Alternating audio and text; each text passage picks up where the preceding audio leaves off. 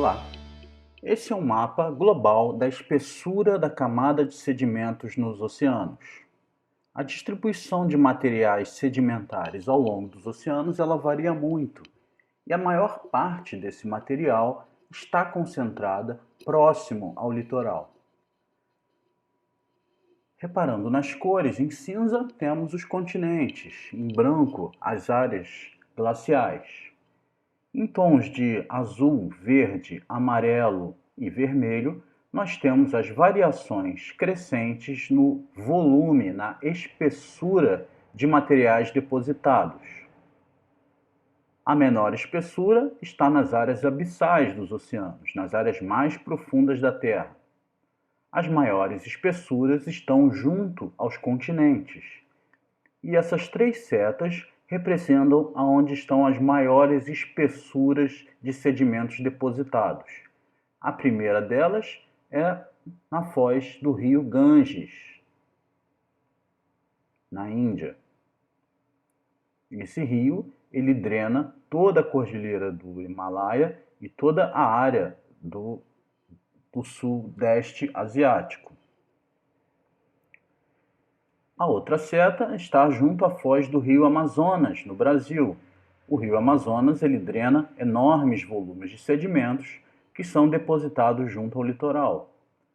A terceira seta aponta para a área do Golfo do México. Lá tem-se o rio Brazos e tem-se o rio Mississippi, dois grandes rios que depositam enormes volumes de materiais.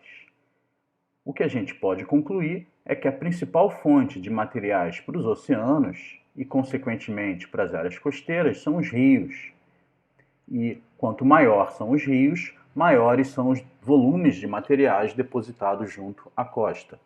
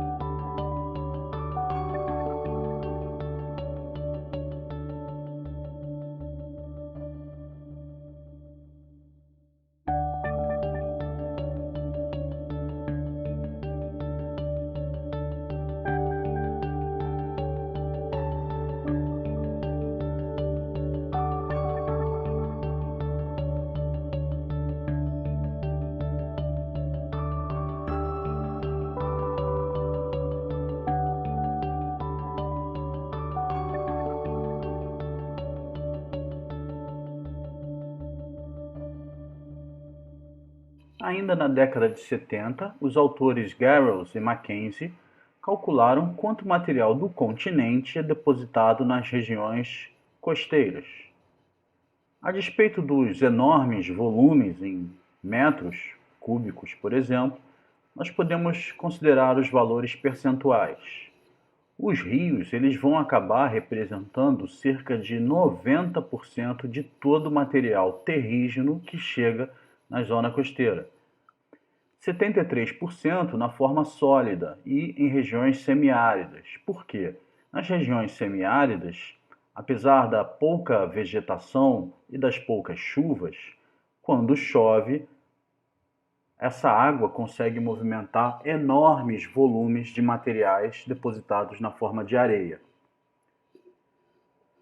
Outros 17%, os rios transportam através de material dissolvido na coluna d'água. Quando nós olhamos um rio e vemos que a água dele é marrom, por exemplo, a gente está observando que a água está diluindo material particulado.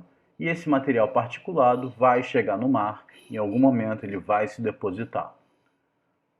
O restante, a gente tem que destacar o transporte promovido pelo gelo, em áreas de altas latitudes, sobretudo na época do verão, onde há bastante degelo. E depois a gente tem pequenos percentuais associados a aerossóis, que são partículas que ficam levitando no ar, a erosão, a poeira vulcânica, por exemplo, como componentes da deposição continental nas zonas costeiras.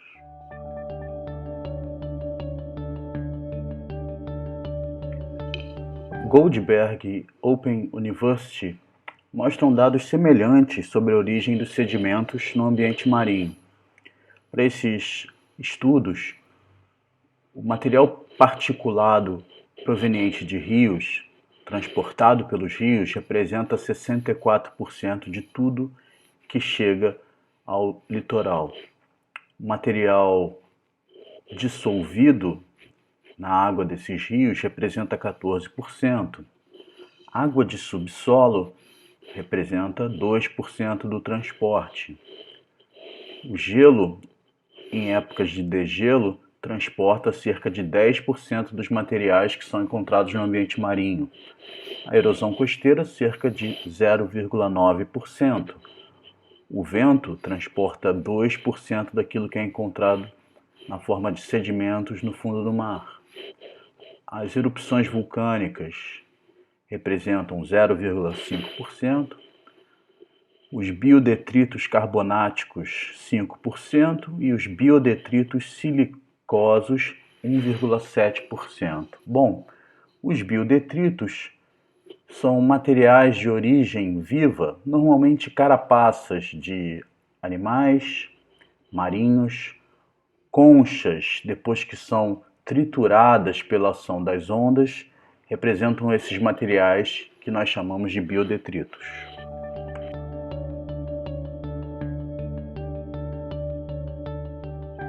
O balanço sedimentar é fundamental nessa disciplina. Ele é o resultado das entradas e saídas de sedimentos costeiros em determinado segmento do litoral por determinado período de tempo. Como a gente pode entender isso? Imagina uma praia ao longo de um século e nessa praia ela se mantém equilibrada entre as areias que chegam vindo de outras praias ou do fundo do mar com as areias que saem, seja por erosão, seja por transporte eólico, pelo que quer que seja.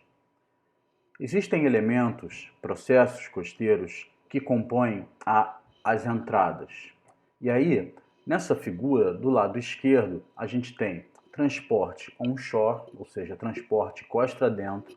Normalmente, durante tempestade, as ondas conseguem varrer o fundo do mar e empurrar areias em direção ao litoral. Aporte fluvial, que é o que a gente já comentou mais de uma vez, que é a quantidade de materiais sedimentares que os rios conseguem transportar para o litoral. Erosão de costão rochoso ou sedimentar, e aí a gente pode dar o exemplo das falésias. Cada vez que uma onda acerta uma falésia, um pedaço dela cai, ela está contribuindo com materiais para a zona costeira. E existe também um processo oriundo da ação do homem, que é o engordamento artificial de praia, ou recuperação artificial de praia. Sobre esse tema nós vamos falar no futuro, mas ele consiste no seguinte: o homem, em função da sua necessidade, retira a areia de um determinado lugar e coloca essa areia em determinada praia.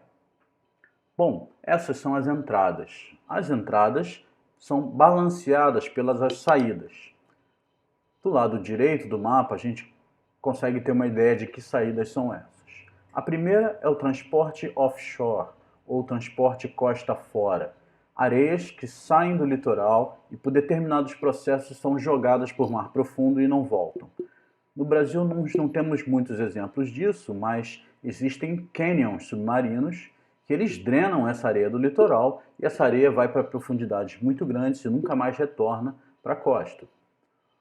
Outro elemento é a deposição em canais de maré. Em alguns segmentos do litoral, a maré vai empurrar essas areias para dentro dos rios. E uma vez lá dentro, dificilmente essas areias saem novamente. A alimentação de dunas é muito interessante, pois em lugares onde a gente tem dunas, essa areia saiu de algum lugar. Normalmente essa areia saiu do mar. Essa areia foi depositada na praia, ela foi seca pelo sol, foi transportada pelo vento e formou as dunas. As dunas, então, são formas que usam materiais que estavam na praia para sua formação. E, novamente, aí a seta em vermelho aponta para uma ação humana na saída dos sedimentos costeiros de determinado segmento do litoral. A dragagem. Quando quer se construir um porto, quando quer se construir uma marina, quando quer ocupar um litoral, por exemplo, com dutos submersos, existem a ação de dragagem. Dragagem, então, é a retirada artificial, é a retirada mecânica das areias de determinado segmento da costa. Então, o litoral ele vai se equilibrar de acordo com o que entra e o que sai. Se eu tenho mais entradas do que saídas, o litoral cresce. Se eu tenho mais saídas do que entradas, o litoral erode, diminui. E isso é fundamental para a gente entender várias coisas.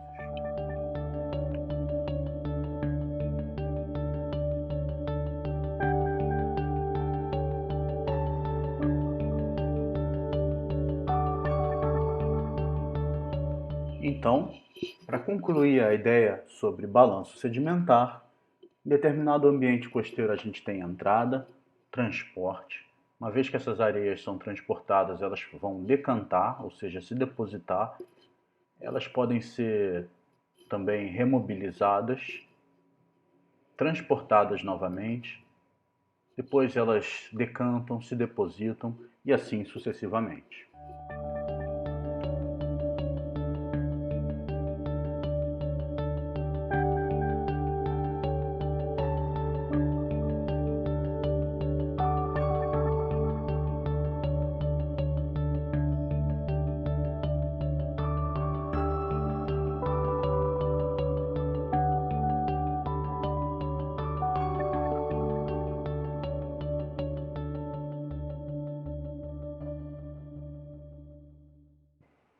Para concluir, sobre a dinâmica sedimentar em zonas costeiras, tem-se esse balanço entre as entradas e as saídas, e aqui alguns exemplos.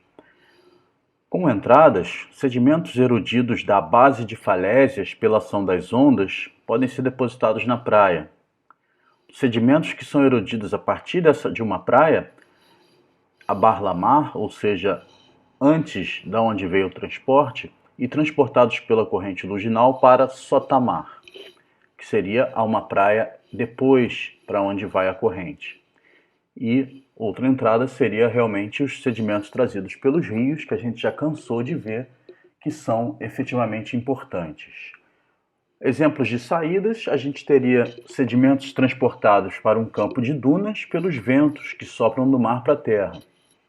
Ventos chamado ventos costa adentro. Outra saída seriam os sedimentos transportados para sotamar, ou seja, para além da direção do transporte, por correntes de deriva litorânea, correntes geradas por ondas.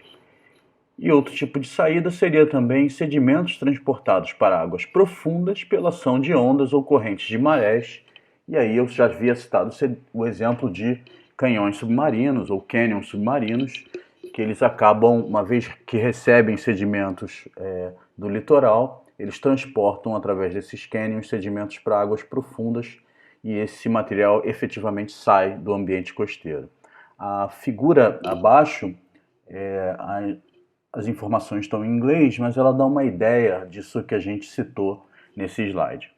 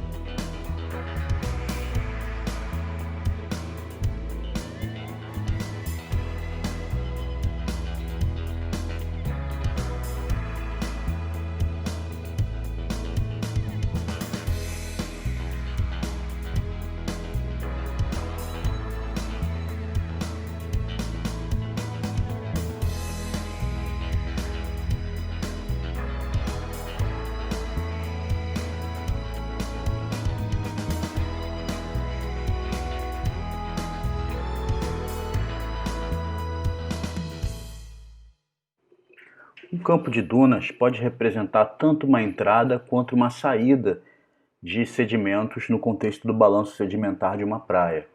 Ele representa uma entrada quando os ventos sopram da terra para o mar. Assim, essas areias são transportadas em direção ao mar e adentram o ambiente costeiro.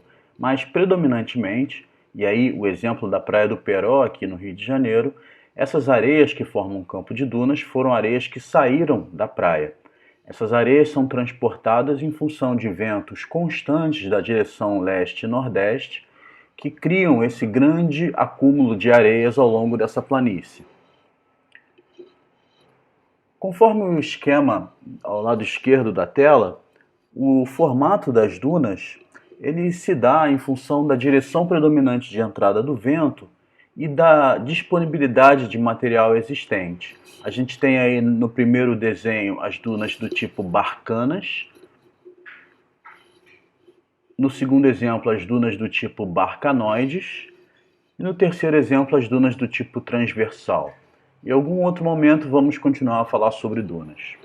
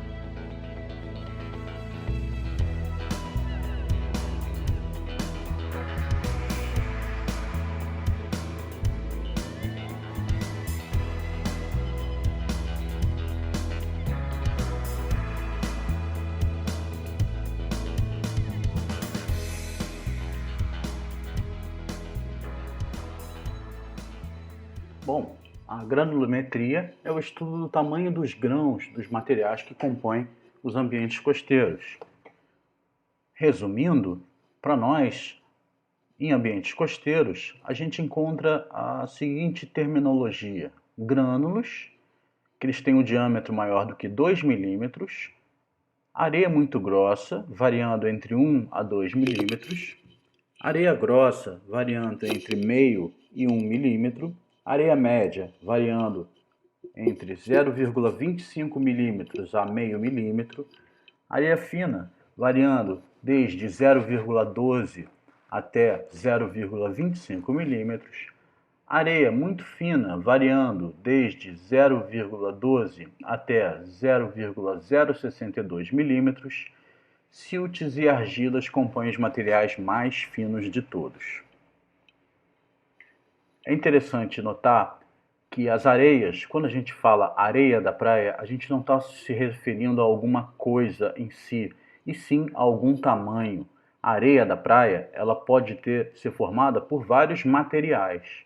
Mas quando a gente fala areia, areia média, areia fina, areia grossa, grânulos, silt e argila, nós estamos falando de dimensões de tamanho e não propriamente de coisas.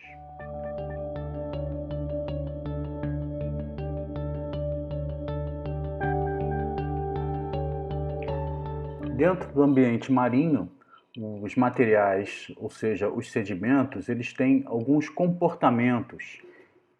E um deles, importante, é a velocidade deles quando na coluna d'água. A velocidade que um grão cai na coluna d'água, ou seja, a velocidade com a qual ele vai migrar até o fundo, ela é função do tamanho. E ela é uma função exponencial. Então vamos pegar o exemplo dos grânulos. Nesse gráfico, no eixo Y, a gente tem o tamanho dos grãos e no eixo X, que é o eixo horizontal, nós temos a velocidade média de decantação calculada em centímetros por segundo. Os grânulos eles podem chegar a velocidades de 30 centímetros por segundo, ou seja, é bem rápido a forma com que eles se depositam junto ao fundo. Em seguida, a areia muito grossa vai chegar a aproximadamente 15 a 18 centímetros por segundo. Assim sucessivamente até o silt. O silt ele vai ter velocidades muito baixas, próximos a 1 ou 2 centímetros por segundo. Acima, ou seja, mais fino que o silt, nós temos as argilas, que na prática nunca se depositam. Então, ou seja, em função do tamanho do grão, a gente tem determinado peso. E em função desse peso, a gente tem velocidades maiores ou menores de deposição. É muito difícil a gente achar um depósito de silt em praias. É muito difícil a gente achar depósitos de areias muito finas em praias. Por quê? Porque esses materiais eles precisam de ambientes com a água muito calma para se depositar junto ao fundo. Então, normalmente a gente vai encontrar silts e areias muito finas ou em pequenas enseadas bem protegidas, ou só apenas dentro de lagoas ou estuários. Em áreas de praia, a gente vai encontrar normalmente areias médias, grossas, muito grossas, e algumas até grânulos, porque a energia é grande e apenas os grãos maiores, que são de fato os mais pesados, conseguem se depositar.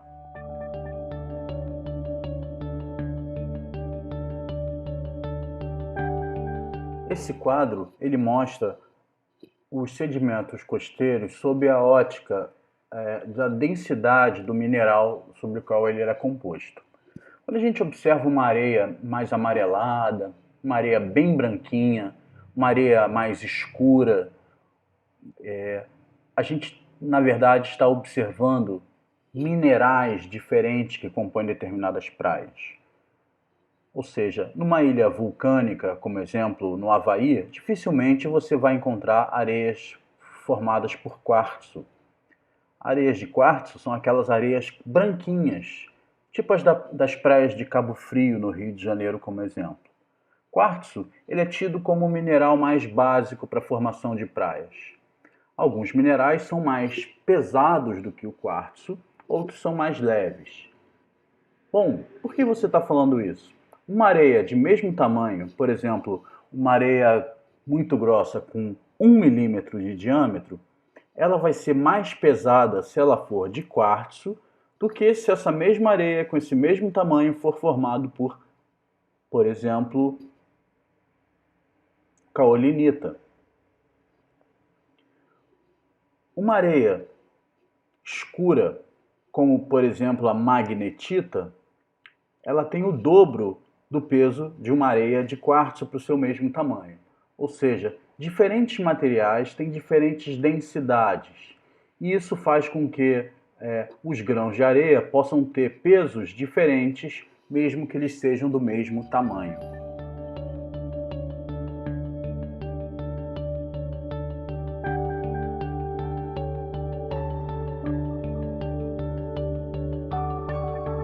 Nós já vimos que os sedimentos costeiros eles podem ser classificados em relação ao seu tamanho, se é uma areia grossa, fina, média, grânulo ou silt.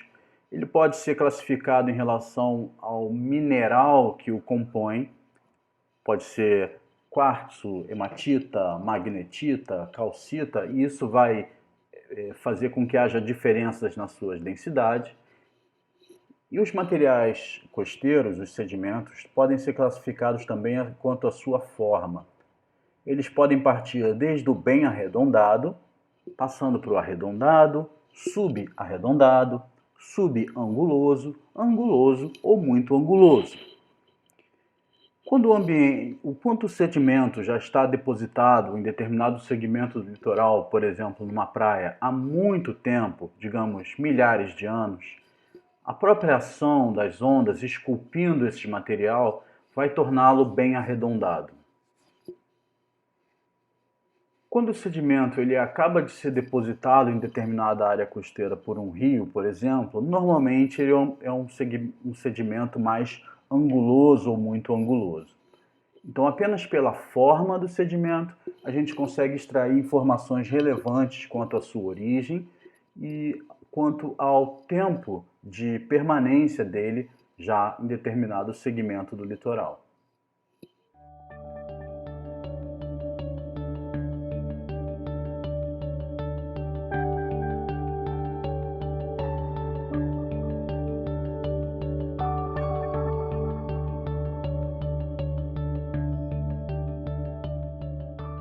Bom, nós agora estamos falando de outra coisa. Nós estamos falando de uma parte mais prática do campo da geomorfologia costeira. É um campo da coleta de sedimentos.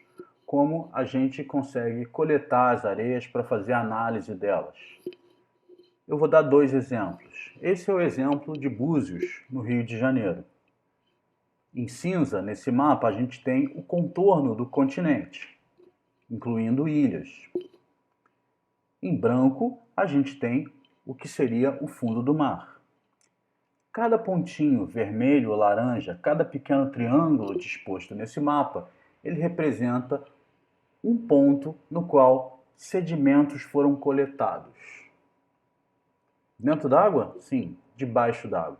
Sai-se com um barco, utiliza-se alguns instrumentos que a gente vai ver alguns slides para frente para retirar esse material do fundo do mar. Uma vez retirado, esse material é levado para o laboratório, ele é analisado e através dos seus parâmetros estatísticos eles geram um monte de informação relevante para nós.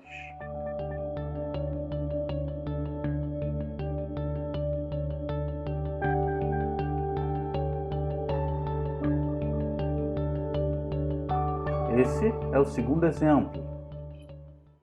O mesmo trabalho foi feito nas enseadas de Arraial do Cabo, no Rio de Janeiro. Foram selecionadas 3 enseadas, enseada da Prainha, enseada do Forno e enseada dos Anjos. E para cada pontinho que existe nessa figura, foi coletado uma amostra de sedimento. Cada amostra foi analisada em laboratório e os resultados estatísticos foram calculados para encontrar várias informações relevantes para nós.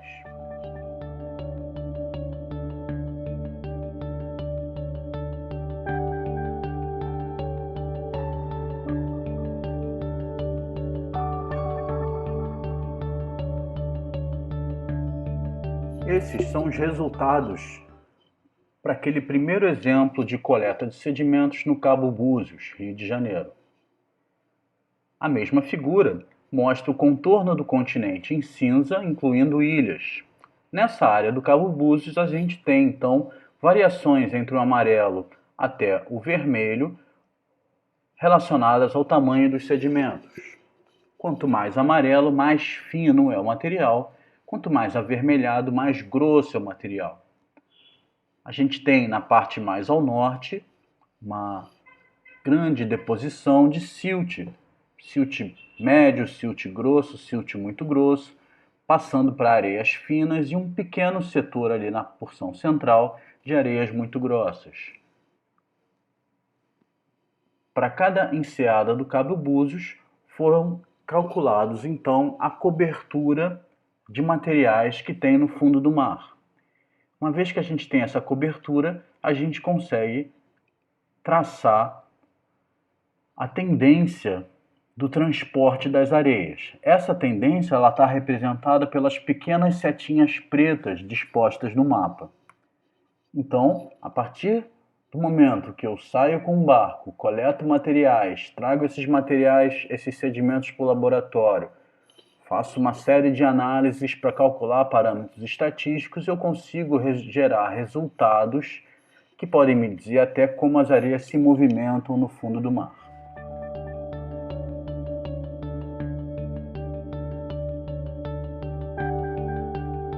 E nessa figura temos os resultados para as enseadas de Arraial do Cabo. Nessas enseadas, a gente tem variações saindo do verde até o vermelho, com os valores mais próximos de verde sendo os silts e os materiais mais finos, e os mais próximos de vermelho sendo os materiais mais grossos. A gente pode observar, por exemplo, que na enseada da prainha a gente tem ali, na porção mais ao norte, uma entrada de silts médios e grossos, passando por uma areia muito fina e areia fina que vai compor esse litoral. Junto das bordas das enseadas, a gente normalmente tem materiais mais grossos, porque as ondas conseguem, com bastante energia, bater nesses paredões rochosos, elas conseguem triturar conchas, por exemplo, e isso vai compor o material que a gente encontra quando coleta sedimentos no fundo. Todas essas informações nos permitem calcular vetores, essas setinhas que indicam a direção preferencial do transporte das areias. E elas estão disponíveis nessa figura.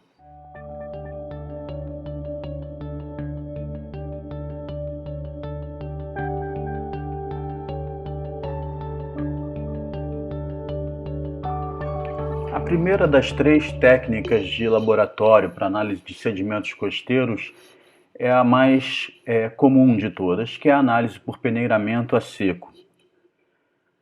Esse método consiste inicialmente na lavagem das amostras. As amostras devem ser lavadas com água destilada para que a gente consiga retirar o conteúdo de sais dissolvidos na amostra. Depois de lavagens sucessivas, essas amostras são secas em estufas a 100 graus Celsius e normalmente em 24 a 48 horas elas já estão prontas para prosseguir a serem analisadas. Depois a gente faz uma pesagem inicial, o quarteamento para gerar alguma aleatoriedade nas amostras, a eliminação de conchas, pode ser feita manualmente ou pode ser feita utilizando ácido clorídrico. A gente faz uma segunda pesagem, então, e depois a gente monta um jogo de peneiras. As peneiras elas têm aberturas que vão variar de acordo com tamanhos pré-definidos. 2 milímetros, 1 milímetro, meio milímetro, 0,25 milímetro e assim sucessivamente. Depois, uma vez posicionada a amostra de materiais dentro desse jogo de peneiras, esse material vai ser agitado por 12 a 15 minutos e depois a gente vai conseguir extrair o peso que ficou retido em cada peneira. Uma vez extraído isso, a gente consegue anotar esses resultados em planilhas e isso vai ser o tema da atividade 2 que você vai ver no final dessa aula.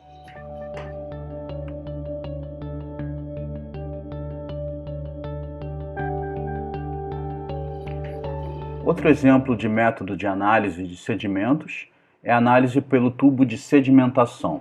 Trata-se de um tubo graduado com 1,70 m de altura e a partir disso a gente consegue entender como resultado a velocidade que os grãos caem dentro da coluna d'água. Na medida em que a gente tem velocidades maiores, a gente sabe que são grãos mais grossos, na medida em que a gente tem velocidades menores, sabemos que são grãos mais finos. As etapas partem do selecionamento de uma amostra de 3 gramas, a cronometragem do tempo em que ela leva para sedimentar no fundo do tubo, e com isso a gente, através de uma planilha, consegue determinar a velocidade de decantação da amostra. Com isso a gente consegue comparar com um gráfico granulométrico e saber, em função da velocidade de queda dessa amostra, qual é o tipo de material, qual é o tamanho do material analisado.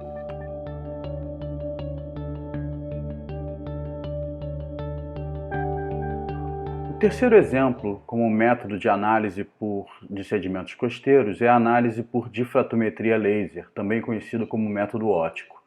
Esse método consiste na resposta da difração do raio laser quando em contato com os grãos, ou seja, cada grão exibe um tipo de resposta diferente quando em contato com um raio laser. O raio bate no grão, esse grão espalha esse raio, e na medida que esse raio é espalhado, a gente tem uma ideia de qual é o tamanho daquele grão. Para tal método funcionar, os equipamentos são bem mais caros do que todos os outros métodos, mas consiste no preparo e selecionamento da amostra, pode ser de 5 a 10 gramas, e configurações dos padrões ópticos desse equipamento que aparece nessas imagens.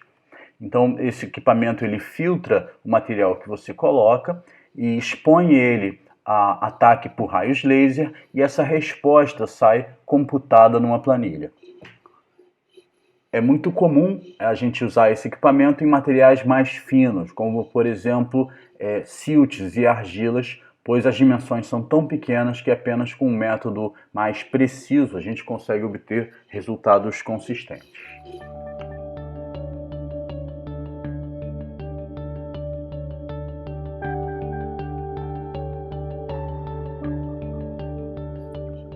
Bom, depois de coletados e analisados, os sedimentos, eles podem dar muitas informações na medida em que a gente consegue extrair parâmetros estatísticos deles. Os parâmetros estatísticos para análise básica dos sedimentos foram definidos há muito tempo em função de classes granulométricas por Wentworth na década de 20 e por Folk na década de 60. Eles saem para parâmetros de tendência central, como moda, média e mediana, e parâmetros de dispersão, como desvio padrão, assimetria e a curtose. Uma vez determinados esses parâmetros, a gente consegue fazer bastante interpretação desses resultados, a modo de compreender em qual contexto aquele determinado grão está depositado no ambiente costeiro.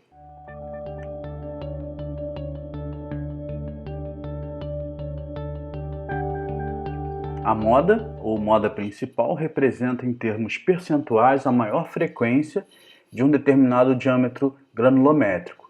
Então, na figura do lado direito, onde está apontada a seta em vermelho, a gente tem uma curva de distribuição granulométrica e a moda é sempre aquele valor que é o mais frequente dentro de uma distribuição.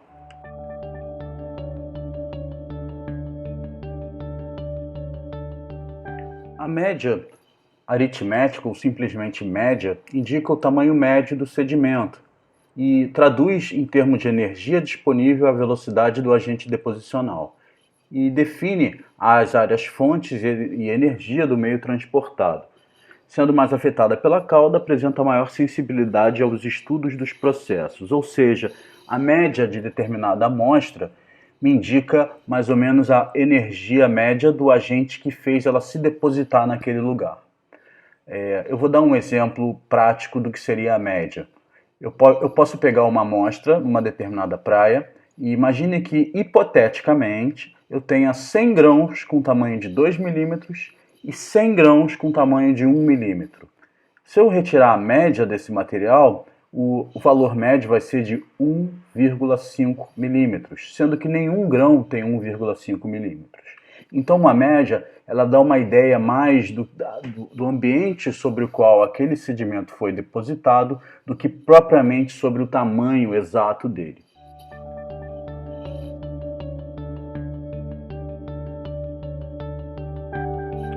A mediana, ou median, se situa entre a moda e a média, ou seja, entre o valor de maior frequência de ocorrência de um dado tamanho granulométrico e o valor obtido por meio de um gráfico de frequência simples. Dentro dos valores de tendência central, em uma amostra, a mediana é o parâmetro que melhor caracteriza os depósitos sedimentares.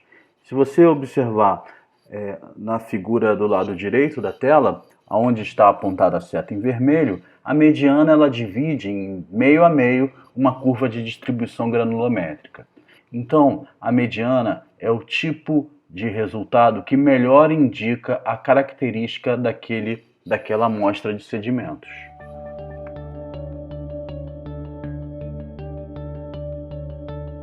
O desvio padrão é uma medida de dispersão e ele descreve a dispersão em relação à média. Ele define também o grau de selecionamento de uma amostra de sedimentos. Em termos práticos, ele funciona como aquela margem de erro. Outro dado interessante é que numa amostra sedimentar qualquer, se ela for bastante heterogênea, ou seja, eu tenho conchas, tenho grãos grossos, tenho os grãos bem finos, o desvio padrão vai ser alto.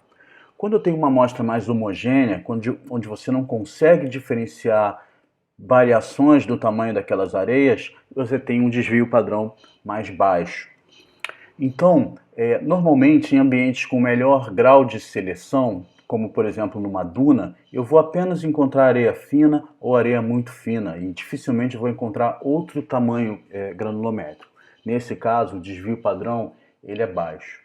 Num ambiente de rio, por exemplo, na foz de um rio ou próximo ou dentro mesmo do leito de um rio, eu vou recolher, se eu recolher material, eu vou encontrar todos os tipos de grãos. Grãos grossos, seixos, areias médias, areias finas, eventualmente até siltes. Ou seja, nesse caso a amostra é heterogênea e os grãos vão ser, e o desvio padrão vai ser bastante elevado.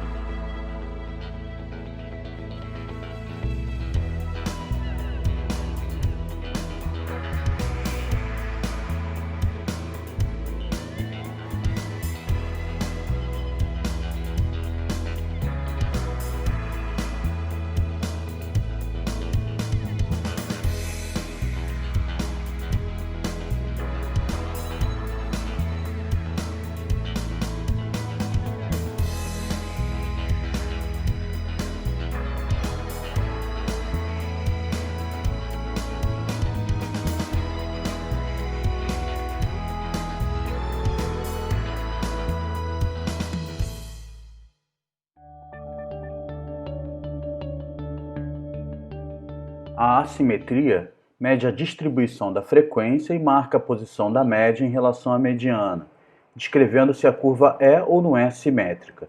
Se ela não for simétrica, ou seja, assimétrica, ela pode se inclinar essa cauda mais longa da curva para o lado das frações grossas ou para o lado das frações finas, podendo então, nesse caso, ser negativa ou positiva, respectivamente. Ao observar a figura nesse slide, a gente pode perceber que as curvas são iguais, só que a cauda de uma está na direção oposta da cauda de outra, e isso mostra que dentro de uma amostra granulométrica, por exemplo, de uma areia média, eu posso ter o restante dessa amostra para o lado das frações finas ou para o lado das frações grossas. E nesse caso, a gente tem variações de assimetria negativa e positiva.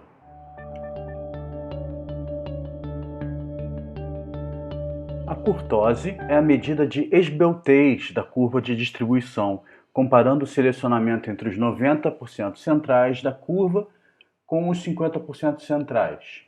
Esse parâmetro ele sugere algumas tendências deposicionais quando platicúrtica, quando a curva é mais achatada, podendo indicar a mistura de populações diferentes, ou seja, desvio padrão maior, e tendências de transporte quando leptocúrtica, essa curva azul mais estreita, podendo indicar a remoção de alguma fração por meio de correntes de fundo.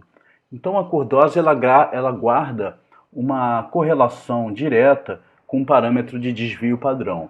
Quando a curtose é platicúrtica, normalmente o desvio padrão é maior e os sedimentos são mais heterogêneos dentro da mesma amostra.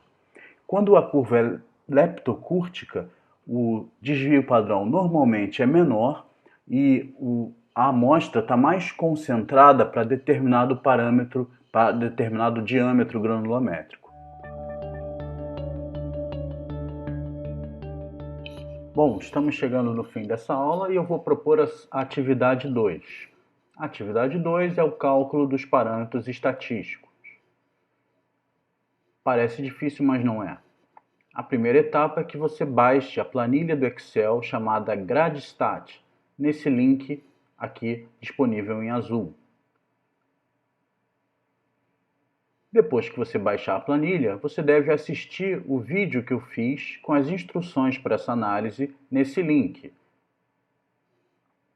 A terceira etapa é você fazer os seus cálculos usando dados disponíveis no próximo slide. E depois você vai pegar esses resultados, escrever uma interpretação básica dos resultados e enviar para o meu e-mail.